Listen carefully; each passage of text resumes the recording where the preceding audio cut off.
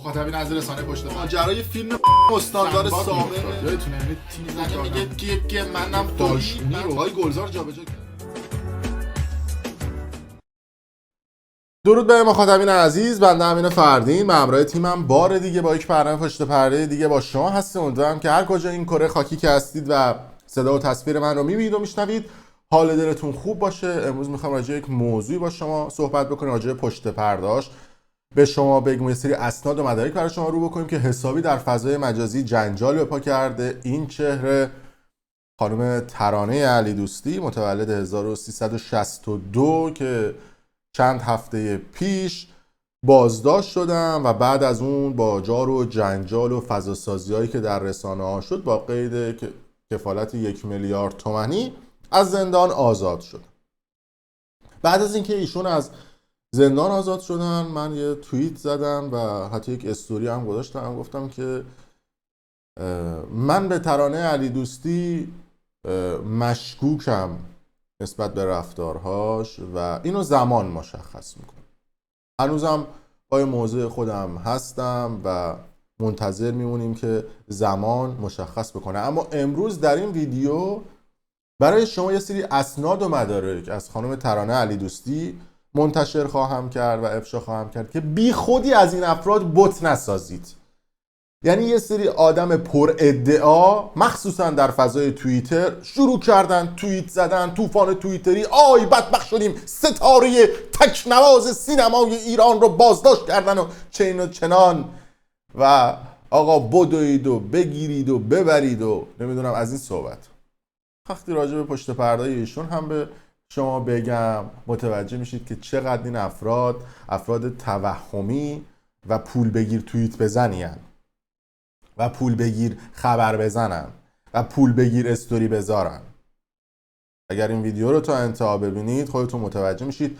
موضوع بعدی هم که در این ویدیو در طول ویدیو البته بهش اشاره خواهیم کرد ماجرا این هستش که گفته بودن که آره ترانه علی دوستی نمیدونم همجنسگراست و باهانی توسلی و چنین و چنان که راجع به اون هم در طول این ویدیو صحبت خواهیم کرد. خلاصه ویدیو پروپیمون و جنجالی خواهد بود. اما قبل از اینکه من شروع بکنم موضوع خانم ترانه علی دوستی رو یه لطفی بکنید اگر کانال یوتیوبی برنامه پشت پرده رو سابسکرایب نکردید دکمه قرمز رنگ این پایین هست نوشته سابسکرایب، اگر گوشیتون فارسی هستش روی مشترک شدن بزنید. حتما دکمه لایک رو بزنید چون که با توجه به فیلتر شدن بیشتر شبکه‌های اجتماعی توی ایران مثل اینستاگرام و نمیدونم واتساپ و سایر شبکه‌های اجتماعی، توییتر و تلگرام اونام که از قبل فیلتر بودن، مردم خیلیشون از فیلتر شکن و وی پی ان رایگان استفاده میکنن و همین هم باعث شده که سابسکرایبی که انجام میدن روی کانال ربات تشخیص داده بشه و بپره، بعد از اون هم نتونن ویدیوهای جدید ما رو ببینن. پس نتیجتا اگر قبلا هم سابسکرایب کردید چک بکنید ببینید کانال یوتیوب برنامه پشت پرده رو سابسکرایب کردید یا مخاطبین عزیز رسانه پشت پرده سلام، لطفاً ما رو سابسکرایب کنید. ما نشان نقره یوتیوب رو دریافت کردیم. خواهش میکنم ما رو سابسکرایب کنید. دوستان عزیز برای بار چندم دارم میگم ما رو سابسکرایب کنید. آقا سابسکرایب کن که میخوای چیکار کنی؟ لطفاً ما رو سابسکرایب کنید. بله، امیدوارم که کانال پشت پرده رو هم سابسکرایب کرده باشید. برگردیم به این موضوع خانم ترانه علی دوستی که خیلی هم در فضای مجازی ماجرای ایشون سر و صدا به پا کرد. ایشون گفتم متولد 1362 هستن. پدر ایشون رو البته خیلی از فوتبالیستای ایرانی و فوتبال دوستان میشناسنش. این چهره حمید علی دوستی هستش که فکر میکنم تا چند سال پیش هم سرمربی تیم ملی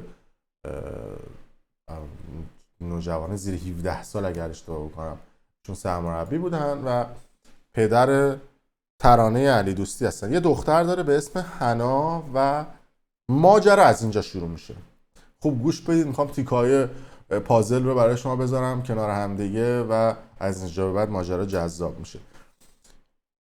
خانم ترانه علی دوستی شاید شما ندونید دارای یک بیماری هستش به اسم، امیدوارم اسمش رو درست بگم، خواهشاً کامنت کنید، کالاستروفوبیا یا اصطلاحاً ترجمهش رو بگم آسان تره، ترس از محیط بسته دارن. یه بیماری که حالا ممکنه از کودکی با ایشون بوده باشه، حالت فوبیا، یعنی به خاطر همین ترس از محیط بست و اصطلاحاً فوبیایی که دارن از وسایل نقلیه عمومی مثل اتوبوس یا قطار نمیتونن استفاده بکنن یا خیلی سخت استفاده میکنن چون ترس دارن از محیط بسته. خب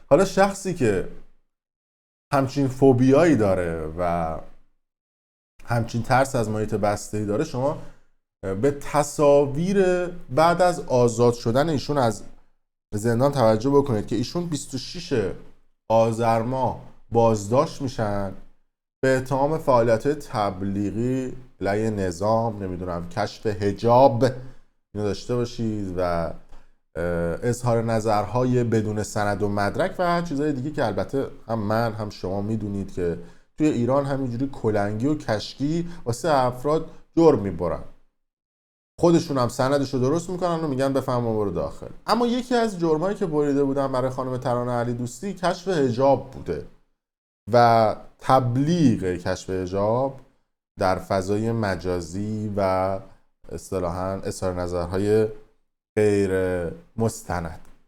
کشف حجاب کردن ایشون خب به حال پاپوش نبوده، ایشون اومده و تو فضای مجازی کشف حجاب کرده بوده و به خاطر همون بازداشت میشه و دلایل دیگه. اما شما وقتی نگاه میکنید به تصاویر لحظه آزادی ایشون از زندان که ببین چهره خندان ایشون رو ببین، معمولا کسی که فوبیای ترس از محیط بسته رو داره یا همچین فوبیاهایی داره یا تصویر دیگه هم هست، اینا هم بهتون نشون بدم و مانی جون هم قشنگ دست انداخته گردن شده، مخلصم داشت شاکریم بیاد دست انداخته گردنش و اینا و سایر این سلبریتی هایی که اینجا هستن. حالا با تک تک اینها هم به زودی کار خواهیم داشت.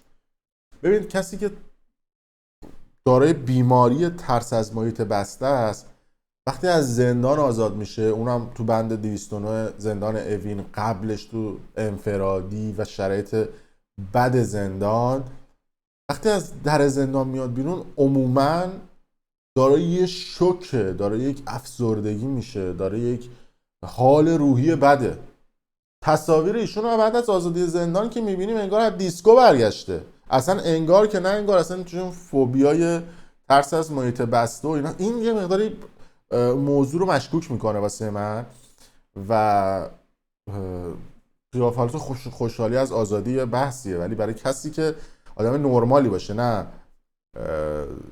دارای همچین بیماری باشه. خانم ترانه علی دوستی که این نکته هم شما بگم که حتی یه دونه لوگو فمینیست هم توی دستش تتو کرده روی ساید دست راستش، به طرفدار فمینیست هم هست و بریم جلوتر به موضوعات جالبتری خواهیم رسید. یکی از موضوعاتی که من بارها و بارها در خصوص سلبریتی ها مطرح کرده بودم این بودش که آقا اینا رو بوت نکنید، اینا سعی میکنن از این معروفیت و محبوبیتی که من و شمای مردم به اینها میدیم، از این معروفیت و مشهوریت سوء استفاده بکنن و تا دلشون بخواد رانت و لابی بکنن، تا دلشون بخواد امتیازات لازم رو بگیرن. کاری ندارم خانم ترانه علی دوستی حمایت کرده بود از جنبش سبز و اصلاح طلبها و اینها، حالا میگیم زمان گذشته و ایشون اصلا فکرش عوض شده و فهمیده که گولش زدن، اون بحث شده، میذاریمش کنار. ولی اینکه این افراد تو زمان خودشون تا دلتون بخواد فرار مالیاتی کردن. شاید یه عده بیان میگن که آره مالیات بدن که اون آخوندا بیشتر بخورن. خب اگه مالیات ندن چی؟ ببینید ما فرهنگ سازیه رو باید هر کسی به جای خودش انجام بده، چون بالایی میخوره منم باید بخورم. این منطق آدم‌های نفهمه، منطق آدم‌های قارنشینه که چون اونا میخورن منم باید بخورم. خانم ترانه علی دوستی جز اون دسته آدم‌هایی بود که بعد از اینکه مشخص شد در سریال شهرزاد که سریال معروفی هم بود و همه این افراد دستمزدهای 7-8 برابری گرفتن، پولی که وارد سریال شهرزاد شده بود اصطلاحاً پول دزدی و اختلاسی بود که از بانک سرمایه شده بود. بانک سرمایه‌ای که مردم رفته بودن داخلش پول گذاشته بودن، داخل سایر بانک‌ها رفته بودن پول گذاشته بودن و اعتماد کرده بودن به این سایت‌ها و این سایت‌ها میگم سایت‌ها راجع به سایت شرط بندی یادم افتاد، اعتماد کردن به این بانک‌ها هم دست کمی از این سایت‌ها ندارن، اونا هم دزدن با این اختلاسایی که میکنن. مردم اعتماد کردن به این بانک‌ها که میگفتن دولت پشتشونه و بعد از اون هم یکی پس از دیگری این بانک‌ها تعطیل شدن و سرمایه مردم دود شد رفت هوا که یکی از این افرادی که اختلاس کرده بود از بانک سرمایه و اثبات هم شد قضیهش این چهره بود، سید محمد امامی، تهیه کننده سریال شهرزاد بود که اومده بود تمام این سریال ها رو با 7 برابر 8 برابر ارزش واقعی دستمزد اون بازیگرها رو گرفته بود و ساخته بود و عملاً پولشویی انجام داده بود. میدونید که مؤسسات فرهنگی در داخل ایران معاف از مالیات هستن، یعنی اگر شما 100 میلیارد هم خرج بکنید در مؤسسات فرهنگی و فیلم و سریال بسازید، هر چقدر سود بکنید معاف از مالیات میشید. پول کثیف رو وارد صنعت سینما میکردن، دستمزد میدادن به بازیگرها، از اون طرف حمایت بازیگرها رو پشت خودشون داشتن، میدونستن که اگر فردا روزی دستگیر بشن یا اتفاق دیگه براشون بیفته بازیگر براشون استوری میذارن، فشار رسانه‌ای میارن که بتونن اینها راحت آزاد بشن یا در برن از زیر قانون و از اون طرف پولای خودشون رو سفید بکنن. اتفاقی که در سریال شهرزاد افتاد و تهیه کنندش محکوم شد و طبق قانون وقتی پول کثیف وارد یک سیستم صنعت و یک سازمانی میشه، باید تمام افرادی که از اون پول کثیف تغذیه کردن و گرفتن باید اون پول رو برگردونن و از اون طرف تمامی عوامل و بازیگرهای سریال شهرزاد هم مکلفن طبق قانون تمامی دستمزدهایی که از سریال شهرزاد گرفته بودن چون پول کثیف و اختلاس و رانت و دزدی بوده برگردونن به سیستم دولتی و چرخه دولتی.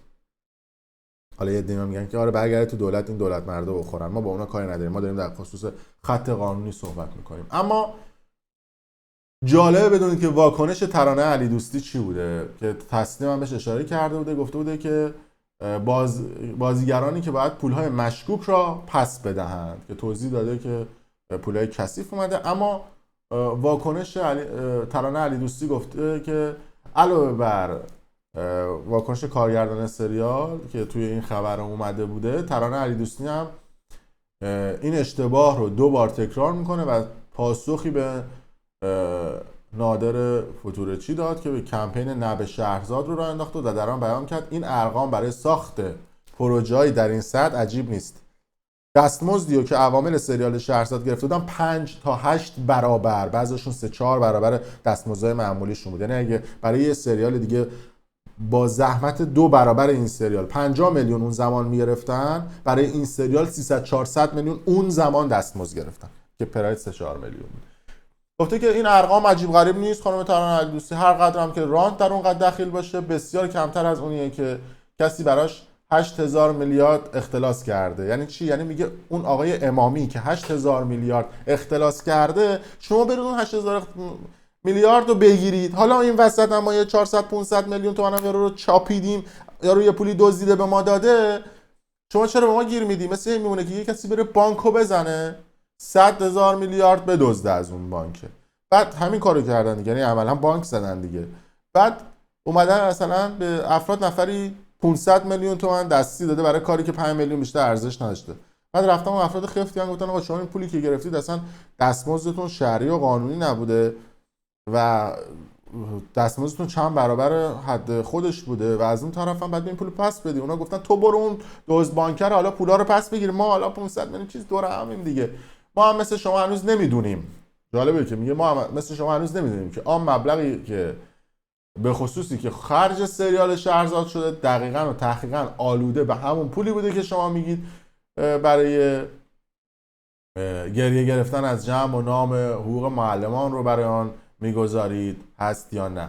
ما هم در حال تحقیقیم و اگر روشن بشه و آقای امامی اعلام جرم بشه توی دادگاه، ما حالا بررسی میکنیم این پوله رو بدیم یا نه. الان 7 ساله دارن تحقیق میکنن که آیا اون پولی که آقای امامی که الان خودش توی زندان 20 سال براش زندان بریدن این چهره در حال تحقیق هم پولو بدن یا نه. این آقای خانم ترانه علی دوستی در حال تحقیقه. آقایونی که برای ایشون، خانمایی که برایشون هشتگ میزنید ترانه علی دوستی آزاد بشه، پول معلمای بدبخت رو دادن، امثال این سلبریتی‌ها و سلبریتی‌ها خوردن یا آبم روش، الان هم گردن نمیگیره، همچنان هم در حال تحقیقن. و جالبه یه مصاحبه دیگه ای کرده ترانه علی دوستی، اینم جالبه، گفته که من پولم رو گرفتم و فساد امامی به من ربطی نداره و گفته که من تو این سریال بازی کردم و فساد اون به من ربطی نداره و هر کاری هم دلتون میخواد برید بکنید. نوش جونم. من به شما بگم که داستان از این قراره و قانون واسه یه سریا قانونه، واسه یه سریا مثل هلو تو گلوه. از چه زاویه؟ از این زاویه که حالا اگه یه شهروند دیگه بود گرفته بودن انداخته بودنش زندان، آیا براش بعد از 13-14 روز وثیقه 1 میلیاردی میبریدن مثل خانم ترانه علی دوستی که خیلی راحت بیاد بیرون؟ من اصلا خودم با زندان رفتن کاملا مخالفم اما میخوام بگم که تو مملکت قانون واسه یه عده قانونه، واسه یه عده هلو آلبالوه. اما جالبتر این که بهتون گفتم دیگه، یکی از کارهایی که یه سری افراد انجام میدن تأسیس مؤسسات فرهنگی برای پولشوییه و این خانم ترانه علی دوستی هم 3 دوره تو 2-3 تا سریال با سید محمد امامی همکاری داشته و حسابی تو این سریال فکر کنم راه دور زدن فعالیت‌های فرهنگی و تأسیس مؤسسات فرهنگی برای پولشویی اینا رو یاد گرفت. و جالبه بدونید که همین خانم ترانه علی دوستی تاریخ 20 شهریور ماه سال 1398 اگر اشتباه نکنم، حالا جلوتر بهتون نشون میدم، بله 20 شهریور ماه با سرمایه 1 میلیون تومانی میاد یک مؤسسه غیر تجاری فرهنگی هنری رو ثبت میکنه به اسم راش. خانم ترانه علی دوستی که اینجا هم نوشته شده به شماره ملی فلان به سمت رئیس هیئت مدیره و هیئت مدیره که حالا میرسیم هم به امکانات مؤسسه که خانم ترانه علی دوستی هیئت مدیره است، آقای سوفالی مدیر عامل، داداش دیگه‌اش عضو هیئت مدیره است، گرشاسبی هیئت مدیره است و حسین بلالی هم هیئت مدیره است که فکر می‌کنم که این حسین بلالی تنها کسی که 3-4 تا شرکت داره و بقیه‌شون حالا تنها شرکت‌های یکی دارن. و جالبه که گفته به منظور کاربردی ساختن و عینیت بخشیدن به معنویات و مطالبات مقام معظم رهبری الله در حوزه فرهنگ و هنر، به ویژه زمینه سازی فرهنگی به منظور اجرا و تحقق شعارهای سال اعلام شده از سوی معظم الله از طریق برگزاری همایش، طرحهای پژوهشی، کارگاه‌های آموزشی، برگزاری نشست‌های هنری و شعر و شعرور و فلان و نقد و نشریه و فلان و آثار هنری و سینما و تلویزیون و کتاب و فلان و بیسار، من خانم ترانه علی دوستی با سایر برابچ با سرمایه 1 میلیونی نفر 350,000 تومان یه مؤسسه فرهنگی زدیم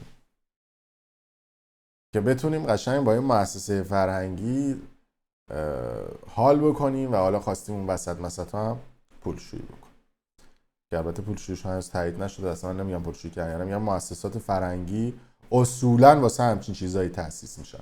و جالبه دیگه امکانات مؤسسه هم گفته که ببین مؤسسه‌ای که با 1 میلیون تأسیس میشه گفته شده که کافی شاپ دارن، نمیدونم پرسنل خوب دارن، کتاب فروشی دارن، حالت سینما دارن و چنین و چنان. یه مؤسسه با کلاس لاکچری هم واسه خودشون زدن. حالا پولش از کجا اومده؟ من خب به حال از این فیلم‌ها و دستمزدایی که گرفتن این مؤسسه تو زدن. اما میریم جلوتر. خانم ترانه علی دوستی نگاه کنید، هر جای آدم نگاه میکنه باگ پیدا میکنه.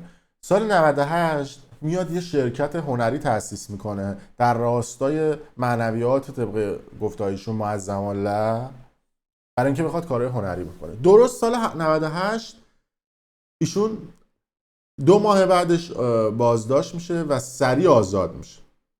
سال 99 دوباره ایشون به دادگاه میره و دوباره پروندهش بسته میشه. سال 90 دوباره به دادگاه میره، پروندهش بسته میشه. 91 دیگه حالا این سری یه چند روزی میره داخل و میاد که گفتم دیگه اصلا تصاویر کسی که فوبیای ترس از محیط بسته داره وقتی ما ببینیم انگار ایشون از پیکنیک برگشته، نه از زندان و جالب گفتن که ایشون با پابند الکترونیکی بیرون که یه عکس فیک هم داده بودن بیرون که مال یه شخص دیگه بود، گفته بودن که پابند ترانه علیدوستی. همه اینا رو می‌ذاریم کنار. ترانه علیدوستی میشه جزء نفرات اولی که رفت توی رسانه‌های این طرف آبی سمت ما و اون طرف آبی از سمت شما و شروع کرد مصاحبه کردن که آره فساد تو سینمای ایران هست، بکن هست تو سینمای ایران و باید جلوی این قضیه گرفته بشه. تجاوز وجود داره، چنین وجود داره، چنان وجود داره. کمپین میتو جز سخنورای کمپین میتو شد. جالبه تا قبلش که ما میگفتیم فساد تو سینمای ایران هست، امثال ترانه علیدوستی گردن نمیگرفتن، بعد شدن لیدرهای اصلی مصاحبه کننده در تلویزیون ها در خصوص فساد سینمای ایران. تا قبل از اون هم منو فوش میدادن که تو داری شروور میگی، تو نمیدونم تو با جمهوری اسلامی، تو با اون آخوندهای شبیه سنبادی که داری سلبریتی ها رو خراب میکنی. که بعد از این جریان 100 روز و بعد از حتی اون کمپین میتو به من مردم ثابت شد که این سلبریتی ها حکومتی هستن و سمت حکومت هم خفه خون گرفتن. حداقلش 2 هفته اولی که اصطلاحاً به نوعی میتونستن راحت‌تر فعالیت بکنن، حالا بعدترش بحث تهدیدات و این چیزا هم شد. میخوام به شما بگم که مال ما خار داره، مال اینا اصطلاحاً فکر کنم طعمش یه چیز دیگه است. اما میخوام برسم به نکته دیگه. خانم ترانه علیدوستی که الان اومده یقه جر میده و میگه فساد در سینمای ایران هست، 12 سال پیش 13 سال پیش فرج الله سلحشور اومد در خصوص فساد در سینمای ایران دقیقا با همین کیفیت صحبت کرد. خانم ترانه علیدوستی جزو بازیگرهایی بود که ببینید حتی دارم از رادیو فردا هم رفرنس میارم که مال این وره. 13 بازیگر بودن که از فرج الله سلحشور شکایت کردن و حالا اینجا من خبرشو دارم که 22 اسفند ماه 13 تا بازیگر زن سینما از فرج الله سلحشور شکایت کردن که اومده گفته بود که فاحشگی توی سینما ایران وجود داره و 5 نفر از این بازیگرها یه دونه نامه سرگشاده گذاشتن که جالب بدونید که ترانه علیدوستی سرتیتر بود که میگفت فساد در سینما ایران وجود نداره، پگاه آهنگرانی، نگار جواهریان، هانیه توسلی و باران کستری. درست همونهایی که همین الان دارن یقه جر میدن که در سینمای ایران فساد وجود داره. اون موقعی که خودشون تو بدنه سینما بودن بخور بود، ممنوع کاری نبود، این میرفت زیر تهیه کننده میخوابید، اون میرفت زیر کارگردان میخوابید، این میرفت با مدیر گیریم، اون میرفت با مدیر صدا، اون میرفت با دستیار تهیه کننده، اون میرفت با دستیار کارگردان میخوابید و یک بکنی تو سینمای ایران بود. میگفتن سینما ایران تر و تمیزه. بعد از اون که یه مقداری سنشون رفت بالا شدن چیچی پیره و بازیگرهای دراداف جوانتر وارد سینما ایران شدن و تهیه کننده ها تصمیم گرفتن که جوانها رو بکنن و اینا رو کسی دیگه تحویل نمیگرفت. اومدن مصاحبه کردن گفتن آی به ما نمیدونم تجاوز شده، نمیدونم آی ما رو کردن، آی پول ما رو نداد. این صحبتایی که امثال این افراد میکنن که خودتون بهتر از من میشناسید. و جالبه که قاضی اون پرونده هم قاضی منصوری بود که خودش چند سال پیش توی رومانی بعد از اینکه فرار کرد از ایران از بالای هتل پرتش کردن پایین و کشتنش. این از خانم ترانه علیدوستی که خودش که داره میگه که نمیدونم چین و چنان و فساد نیست. قبلا رفت شکایت کرد به خاطر اینکه فساد تو سینما ایران نبوده. این از ایشون. انگار مثلا 10 سال پیش 15 سال پیش فساد نبوده، اتفاقا اون موقع بیشتر بوده، ولی چون فضای مجازی نبوده و امین فردین نبوده اینا راحت کاراشون رو انجام میدن. الان ترس از افشاگری امین فردین هم یکی از دلایلی شده که اینا کمتر بکنن. اما موضوع بعدی راجع به این پرواز عمومی هم بعداً صحبت خواهم کرد که حالا تو ویدیوی بعدی یادم بندازید تو این کامنت ها بگم. بحث خانم شوره قمر بود که اومد یه دونه 2 تا یعنی بهتر بگم استوری گذاشت. شوره قمر که کلا رو مواد یعنی ریمیکس میزنه، کوکو گل و هر چی دم دستش بیاد حل بکنه تو چای و تز، یعنی اوضاع داغون. اومد یه استوری گذاشت که ترانه علیدوستی و هانیه توسلی همجنسگران. من به عنوان یک سینما گر از شما تقاضا دارم دگر جنسیتی رو وارد سیاست نکنید. هشتگ هانیه توسلی، هشتگ ترانه علی دوستی و یه دونه استوری دیگه هم گذاشته بود که از این به بعد مواظب دو دوزه بازی ها و کثافتکاریاش باش، تو مبارز نیستی، فقط دگر جنسیتی. با احترام به دگر جنسیتی ها، با اینکه یک دهه فاصله سنی با هم داریم، از تو هانیه به عنوان همجنسگرا تقاضا دارم واقعیت رو بگی. ترانه علی دوستی و هانیه توسلی که حتی اینجا ما تصویر هانیه توسلی و ترانه رو میبینید که توی بازیگر سینمای ایران ارتباط خانوم با خانوم و آقا با آقا ما زیاد داریم.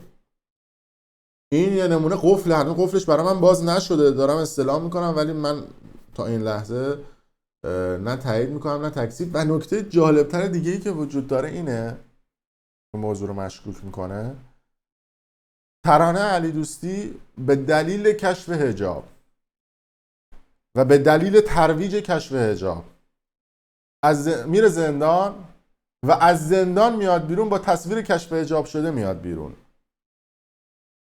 یا بازیه یا ما رو اسکول فرض کرده یا خیلی شجاعه. حالا یه میگن آره شجاعه، تو مگه آدم شجاع ندیدی و فلان اینا. اتفاقا آدم شجاع دیدم، حکومت آخوندی و سناریو آخوندی و آخوندا رو هم خیلی بهتر از شما میشناسن، چون همون آخوندان که کل این 80 میلیون جمعیت گرفتن تو دستشون 43-4 ساله دارن حکومت میکنن و چپاول میکنن و دزدی میکنن. سیاست اونا رو هنوز خیلی ها بهش نرسیدن که اونا دارن حکومت میکنن.